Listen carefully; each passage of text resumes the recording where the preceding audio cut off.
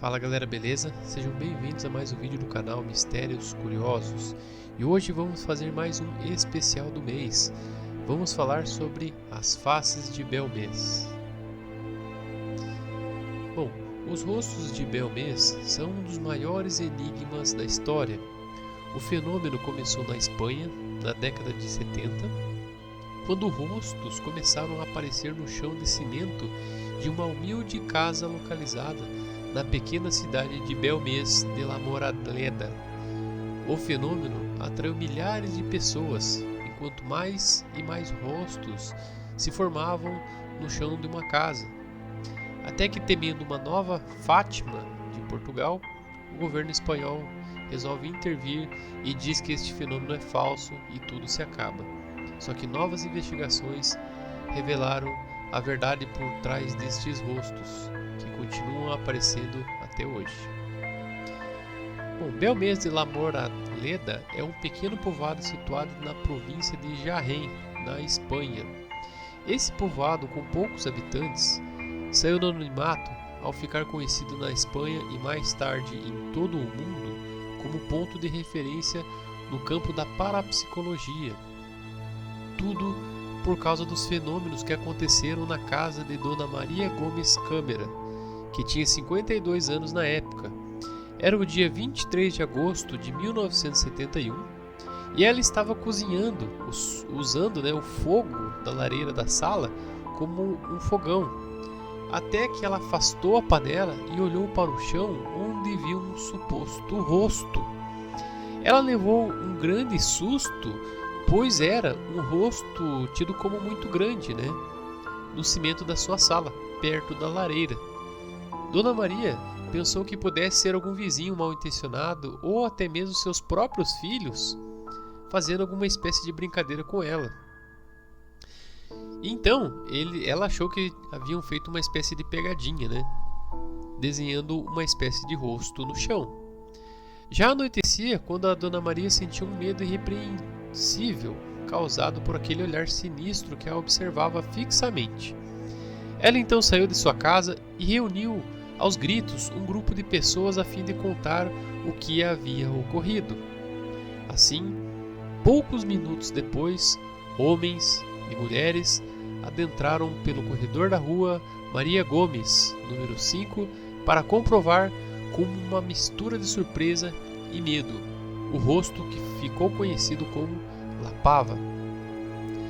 Bom, os vizinhos viram espantados o rosto, assim como um dos filhos de Dona Maria, chamado Miguel, que na tentativa de apagá-lo, usou água sanitária e banhos com álcool, esfregando os produtos com violência na imagem que apareceu no cimento, mas tudo isso foi inútil. Miguel Pereira se cansou e tomou uma decisão drástica. Ele resolveu destruir a golpes de picareta o estranho rosto. Problema resolvido, Não havia mais o rosto ali, somente um buraco na sala da casa que foi rapidamente tampado com uma nova camada de cimento. Como se fosse apenas um sonho ruim, os habitantes da casa e toda a vizinhança recuperaram a tranquilidade. Esta tranquilidade que só durou cerca de 7 dias, até que um novo rosto, praticamente idêntico ao primeiro, resolve aparecer de novo na lareira. A família então, ao invés de destruir o rosto novamente, pediu para o pedreiro chamado Sebastián Fuentes recortá-lo para depositá-lo em um pequeno nicho coberto por um vidro.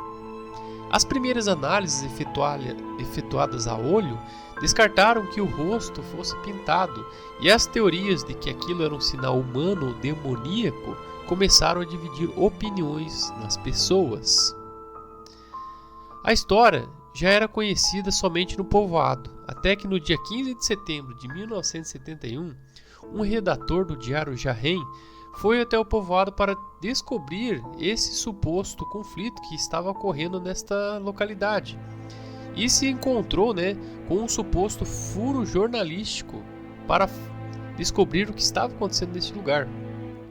Depois de chegar no domicílio e fotografar o rosto, ele escreveu uma crônica onde informava pela primeira vez do insólito acontecimento que a partir deste instante o acontecimento se converteria em alguns meses em uma notícia de primeira magnitude em todo o país. Atrás do diário Jarrén chegou o jornal Ideal de Granada e depois o Diário Pueblo, o mais vendido dos anos 70, levando 3 enviados especiais ao povoado para realizar as suas crônicas. Animados pelos artigos dos diferentes jornais, milhares de visitantes chegaram a colapsar a localidade com automóveis e ônibus, produzindo cenas realmente grotescas até então, desconhecidas para os vizinhos daquele tranquilo povoado. Os bares e comércios passaram a abrir até nos feriados e sempre esgotavam seu estoque. Com um censo de 2.323 habitantes no ano de 1972, a cidade de Belmez começou a receber 5.000 visitantes por dia e houve tentativas de controlar os diversos incidentes de trânsito que aconteciam nas ruas deste pequeno povoado. Para minimizar engarrafamentos, outras localidades vizinhas chegaram a fretar ônibus para visitar esta casa. Videntes, aventureiros, curiosos, padres e os primeiros cientistas se acotovelaram em torno das imagens misteriosas. A partir daí começaram a surgir novos rostos. Quase ao mesmo tempo da chegada de alguns repórteres de Madrid, um novo rosto de feições diametralmente opostas à Lapava surgiu no chão da cozinha. Era a imagem de uma criança, ou talvez de um feto que olhava fixamente para o outro lado da sua realidade. Essa descoberta correu pela imprensa como um fogo em palha seca. Ao mesmo tempo que acobrunhava os ânimos da igreja e de alguns que, na contramão do fenômeno, já apontavam o primeiro rosto como sendo uma fraude, alguns traços finos, quase aproveitando as próprias marcas do cimento rebocado no chão, há um expressivo olhar de efígie que batizavam como La Pelona. Por sua calvície, se converteu no centro de atenção dos visitantes da casa, que aumentavam a cada dia. Assim como as imagens que apareciam no chão, imagens que foram somadas a outras 2 muito semelhantes à La Pelona e que eram motivo de assombro por parte desses visitantes. Já que os rostos pareciam no cimento do chão e nada conseguia tirá-los, o pessoal resolveu apelar e cavou um buraco na sala da cozinha para ver se encontrava alguma coisa, como restos humanos, na tentativa de explicar esse suposto mistério. Em 18 de fevereiro de 1972, o pedreiro Sebastián Fuentes começou as obras de escavação na área onde mais rostos começaram a aparecer, achando diversos restos de ossos humanos. Análises demonstraram que eram partes de esqueletos de adolescentes, porém enterrados sob o alicerce de casa há mais de 170 anos. Foram desenterrados centenas de ossos, aumentando a crença de que os 4 dígitos que haviam surgido sob a figura de El Pelau correspondiam à data de um acontecimento que explicaria os aparecimentos desses rostos. Rapidamente, os historiadores mostraram as atas da prefeitura em que se verificava que no local esteve localizada uma antiga igreja e o seu cemitério, e muitos anos antes uma mesquita funerária dos árabes, confirmando a presença dos restos ósseos como algo normal. Depois de uma árdua investigação, foi descoberto que em 1858 viviam na casa os avós maternos de Juan Pereira, Ramon Sanches e sua esposa Maria Antônia Martinez. Foi sua filha Ramona, de 9 anos, a primeira que percebeu terríveis gemidos que vinham do teto, lamentações acompanhadas de sons de passos que realizavam sempre um mesmo itinerário.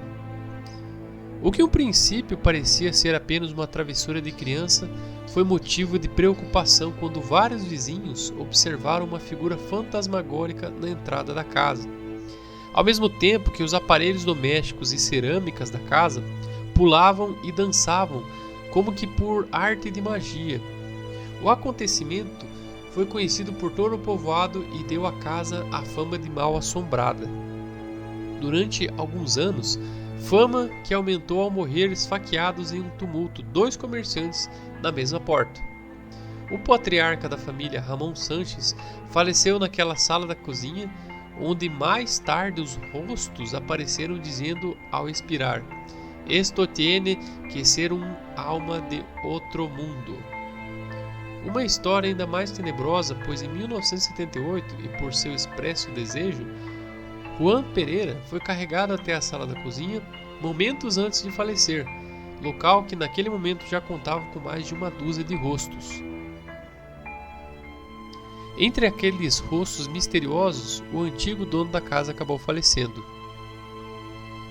O governador civil Jarrén, José Ruiz de Gordoa, decidiu consultar com seu amigo Germán de Argumosa y Valdés, pioneiro em estudar os mistérios daquela prometedora ciência chamada parapsicologia.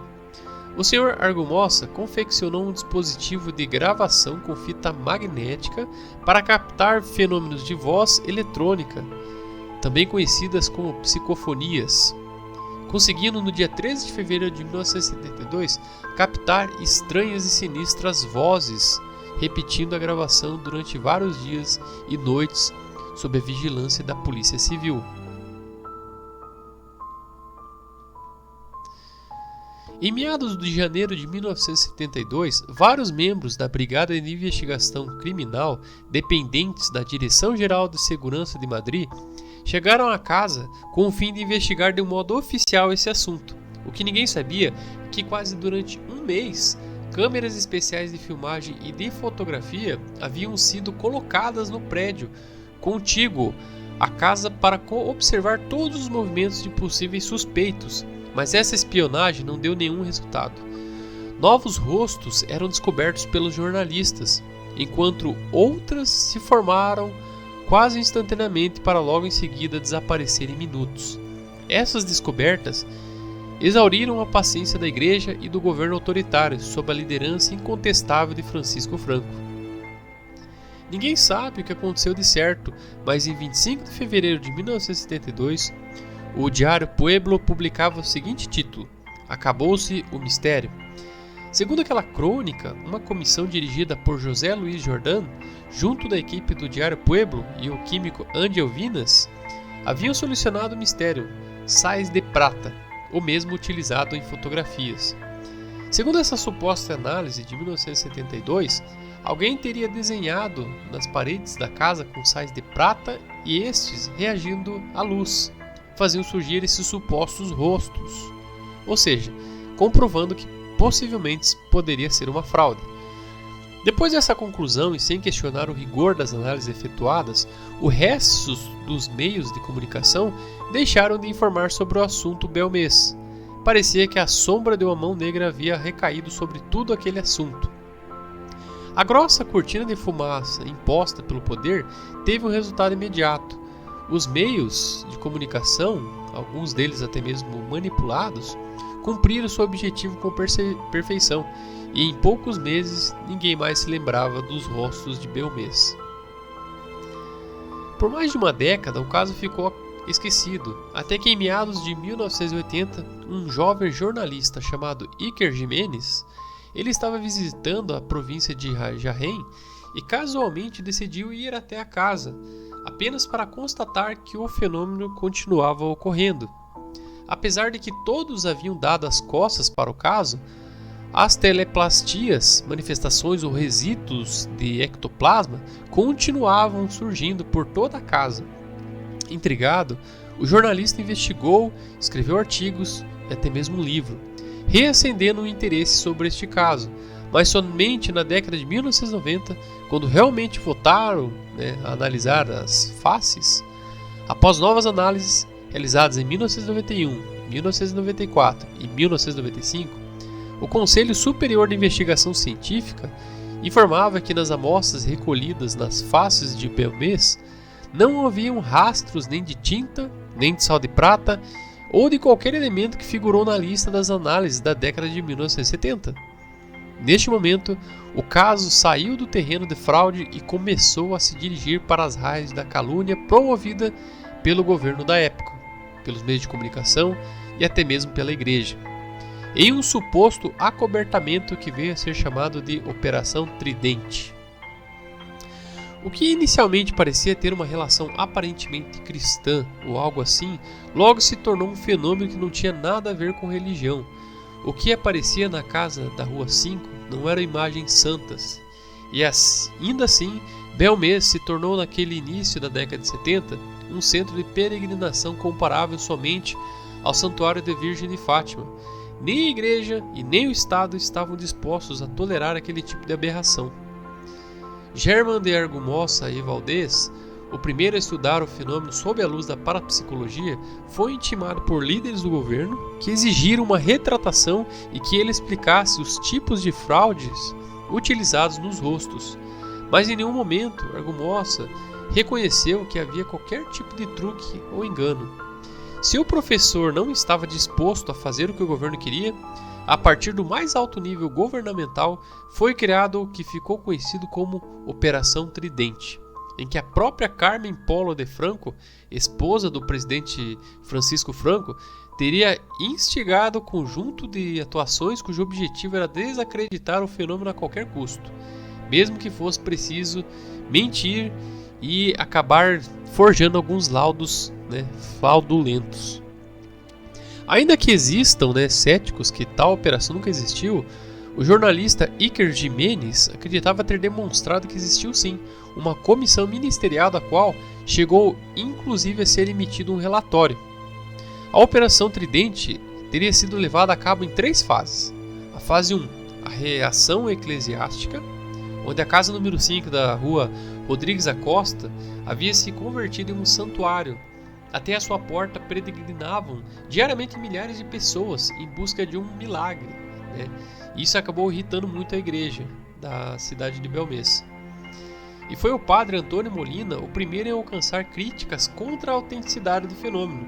Nos primeiros dias dos anos de 1972, ele fez todo o possível para demonstrar que aquilo não era mais que uma simples fraude provocada por várias pessoas.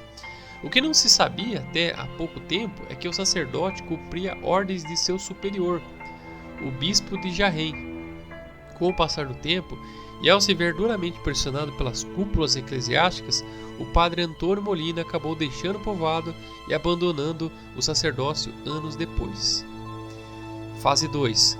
Comissões fantasmas.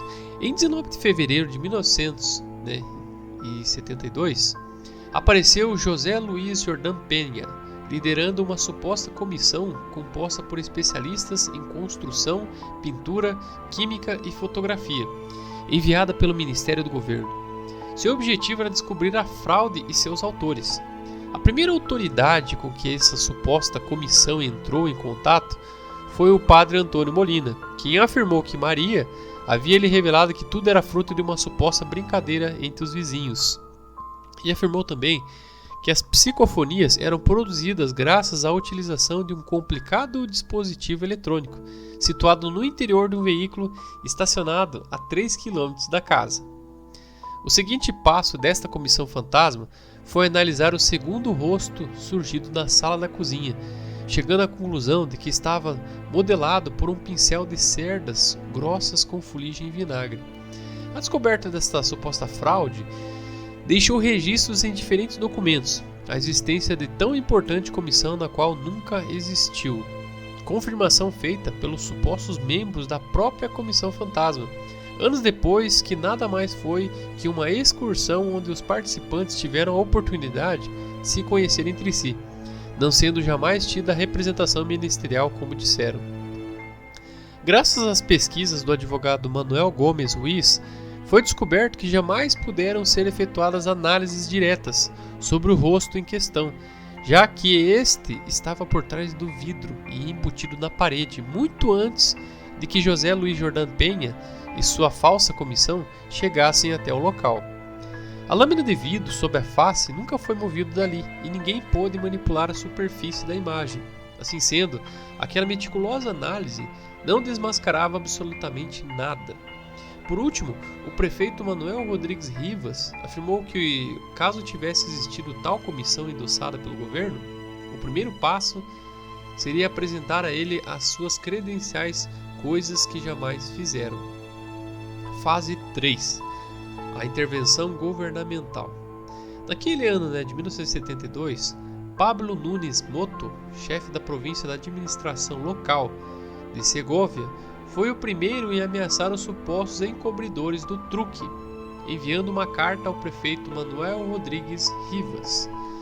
No mês de agosto daquele ano, o prefeito, que foi levado ante o ministro Tomás Garicano Goni, indicando que o caso precisava ser abafado, ao que o prefeito respondeu que não podia cortar as estradas de acesso a este pequeno povoado, e que não podia colocar a polícia civil para que não deixasse ninguém passar. O ministro não gostou das respostas do prefeito e lhe respondeu: "Você vai descobrir, Rivas, você vai saber."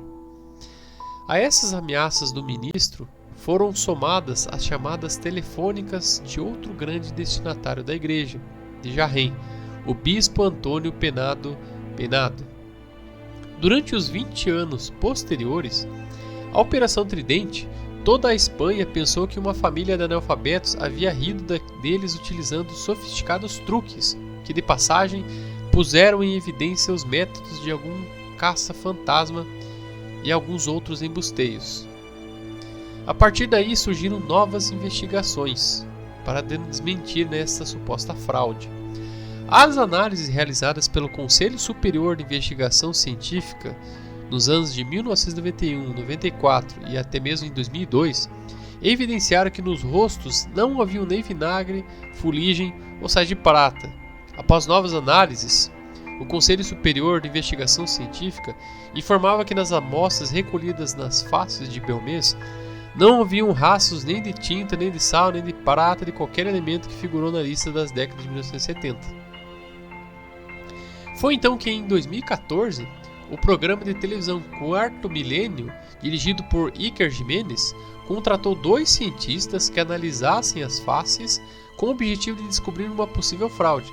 Depois de extrair as amostras pertinentes, os donos da casa deram permissão para extrair um pedaço de uma das faces. O diretor-geral da empresa de engenharia química médico, José Javier Gracenea, foi encarregado das análises. Seu diagnóstico foi que as caras não estavam feitas com pintura. Além disso, acrescentou: segundo os conhecimentos e as técnicas empregadas na investigação, não aparece manipulação nem elementos externos. Em segundo lugar, tentaram pintar as faces utilizando diferentes métodos que muitos meios deram por válidos durante anos: solvente de concreto, ácido clorídrico e nitrato de prata, ficando demonstrando, segundo o programa, a impossibilidade de desenhá-las mediante tais técnicas. Maria Gomes faleceu no ano de 2004 e desde então sua casa permanece fechada à visitação, exceto nos finais de semana. No entanto, dizem que as faces começaram a se deteriorar gradativamente desde a morte da Senhora Maria e hoje restam poucas com algumas nitidez. O programa Quarto Milênio descobriu que os rostos mudaram com o passar do tempo. Bocas se abrem, olhos se fecham, cabelos nascem, entre outras coisas. Aí você se pergunta, de quem são esses supostos rostos? Em uma certa noite, no mês de fevereiro de 2003, teve início uma nova investigação na casa da Dona Maria Gomes Câmara, em Belmez de la Moraleda. O hipnólogo Ricardo Bru conduziu uma sessão de hipnose regressiva na pessoa de Ana Castilho, uma médium de Sevilha. Maria Gomes Câmara se encontrava presente assim como repórteres da televisão regional Canal Sur. A sessão foi gravada e veiculada no programa Flashback. Em um dado momento, a moça em estado de transe começou a falar de episódios de guerra, bombas que caíam, pessoas de uniforme, crianças mortas, meninas chorando, famílias inteiras aniquiladas e de uma capela em cima de uma montanha que estava sendo bombardeada. Foi então que Maria Gomes reconheceu que alguns familiares seus haviam morrido durante a Guerra Civil Espanhola. Quando Ricardo Bru e sua equipe entrevistaram naquela mesma noite uma sobrinha de Maria, a médium Ana Castilho pôde receber e reconhecer em algumas fotografias penduradas na parede os rostos que ela havia visto quando estava em estado de transe. Ninguém havia percebido que o rosto da menina da fotógrafa pendurada na parede era o vivo retrato de um dos rostos que apareceu no piso da casa da Dona Maria no ano de 1976. Imediatamente, outras fotografias de outros familiares foram comparadas com outras teleplastias que haviam aparecido anos atrás e pela primeira vez reconhecidas como sendo os parentes mortos de Marie Gomes Câmara. A equipe havia tropeçado com uma nova descoberta que seria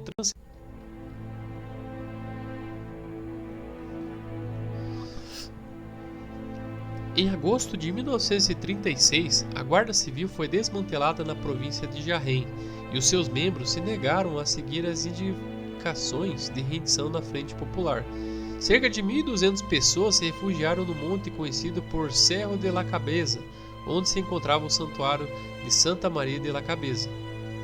Esta multidão estava tomada por aproximadamente 170 guardas civis, com suas famílias, mais um grande grupo de civis e 4 padres. A maior parte dessas pessoas era formada por mulheres e crianças que levavam pouco mais que as roupas do corpo.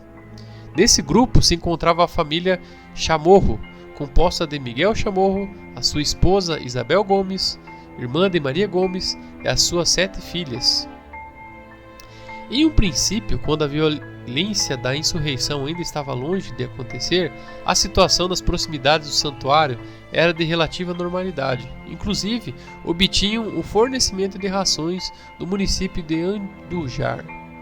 O capitão daquela guarda, Santiago Cortés González, se posicionava como chefe das declarados em rebelião, convencidos de que em um curto prazo chegariam as tropas nacionais de Gonzalo Queipo, Delano e Sierra, que já dominava o resto das províncias do sul.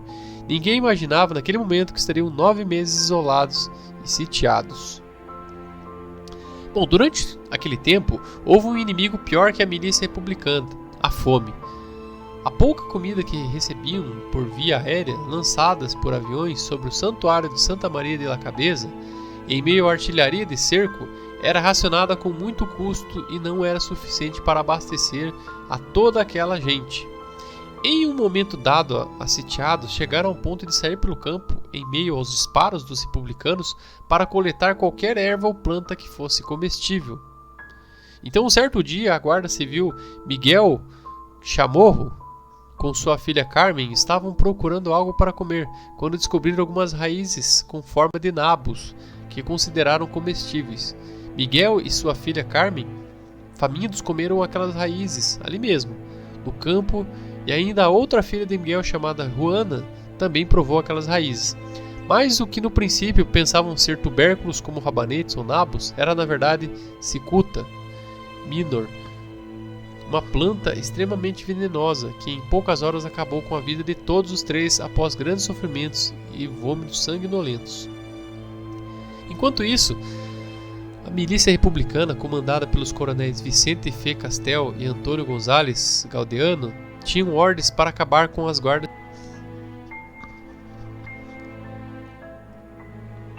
Em 12 de setembro de 1937, o capitão Santiago Cortés González desobedeceu a ordem de rendição e enfrentou as tropas republicanas.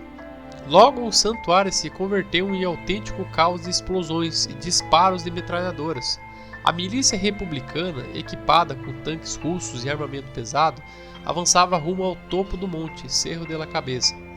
Isabel Gomes Câmara, irmã de Maria, e as suas 5 filhas restantes haviam escapado da chuva de projéteis de morteiro e se refugiaram em uma casa abandonada conhecida como Casa Colomera, a 500 metros do conflito. Ao cabo de alguns momentos, um projétil de artilharia impactou em cheio no meio da casa, matando quase todos na hora, só se salvando as meninas Isabel e Amparo. Graças aos esforços dos pesquisadores José Manuel Garcia Bautista e Rafael Cabello Herrero, e as muitas horas de trabalho realizados com programas específicos utilizados pela polícia científica, hoje em dia se pode mostrar o resultado de uma história que fica refletida nos frios resultados informáticos de perícia. Os resultados das comparações são assombradas, e as semelhanças entre as fotos da família e as teleplastias ultrapassam amplamente a casualidade. À esquerda, a fotografia de Miguel Chamorro, a seguir a teleplastia conhecida como La Pava, onde se pode observar a semelhança com as suas características fisionômicas. Na comparação de Miguel Chamorro com La Pava, acima, o bigode foi retocado na foto. Miguel Chamorro mantinha o bigode virado para cima, com goma, e esse detalhe causou polêmica na época em que essas análises foram feitas. No entanto, na época do cerco ao Cerro de la Cabeza, muito provavelmente ele não dispunha de goma para erguer o seu bigode, e por essa razão coincidiria ainda mais com a teleplastia.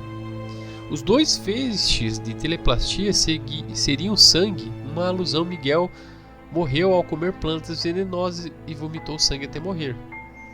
À direita, a evolução da teleplastia, onde se pode observar algo parecido ao vômito que aparece saindo da boca da figura. O envenenamento por cicuta causa vômito e Miguel Chamorro morreu envenenado por esta planta. O que acreditam na hipótese paranormal encontram semelhanças entre a figura e a foto.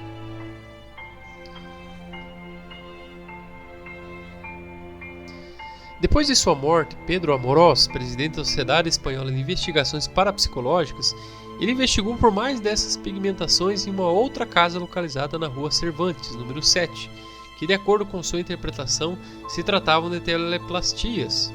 Assim surgiram as novas faces de Belmez. A forma dessas novas faces é mais vaga, e sua identificação como rostos humanos fica mais sujeita à interpretação.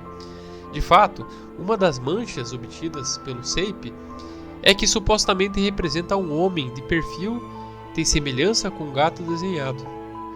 Vários jornais acusaram a prefeitura da localidade de ter fabricado essas novas faces justamente com o objetivo de atrair novos turistas ou pessoas, que tenham interesse em pesquisar esses fatos.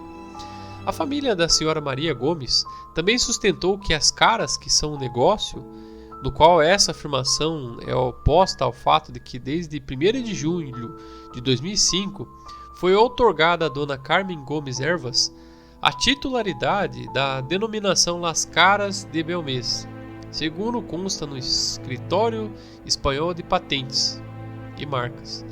Trata-se da única marca registrada nesse escritório que inclui o topônimo Belmez. Em torno do fenômeno das faces originou-se um curioso modelo de turismo do paranormal. Durante os 33 anos em que Maria Gomes conviveu com as faces, foram muitos os que visitaram a casa dela e ver pessoalmente esses traços de rostos no cinento. Devido às visitas à casa da Maria Gomes, foi gerado, em um primeiro momento, um forte aumento no negócio de restauração e na hotelaria em Belmez. Um cortejo de visitantes que, ainda que tenha diminuído consideravelmente, nunca cessou. Mesmo que atualmente não exista nenhum restaurante, nem mesmo hotel onde se hospedar, e inclusive o telhado da Casa das Faces está afundando, algo que põe em dúvida se o povoado ou a família da Maria Gomes estejam de fato lucrando sobre esse estranho caso. Bom, atualmente, habitantes locais veem ainda com uma certa curiosidade como forasteiros e estrangeiros visitam o povoado com o único propósito de passear ao mesmo tempo que, passando em frente à casa, podem entrar para ver o que restou das faces originais, já que ainda que a casa permaneça fechada desde a morte da dona em 2004. Um cartaz na porta anuncia um horário de reabertura nos fins de semana e um telefone para contato do filho e da nora da senhora Maria Gomes. Em fevereiro de 2013, a Prefeitura de Belmez inaugurou um edifício da antiga escola, um centro de interpretação das faces, financiado com dinheiro da União Europeia. Esse custo inicialmente gerou indignação, mas logo silenciou graças aos lucros deixados pelos visitantes no povoado. Este museu ele acabou ficando bastante famoso e muitas pessoas visitam este local para conhecer um pouquinho mais dessa incrível história. Bom, gente, este fato aí realmente é incrível, Tem coisas que nem mesmo a ciência consegue explicar. O nosso caráter aqui, o nosso canal é sempre trazer informação da melhor maneira possível. Claro que é uma história bem complexa de se falar, Eu espero que vocês tenham gostado muito dessa história. Deu um enorme trabalho para ser feito e espero que vocês sempre continuem nos acompanhando. Lembrando, se você tem alguma sugestão de tema aí, coloque nos comentários ou até mesmo me mande um e-mail que eu sempre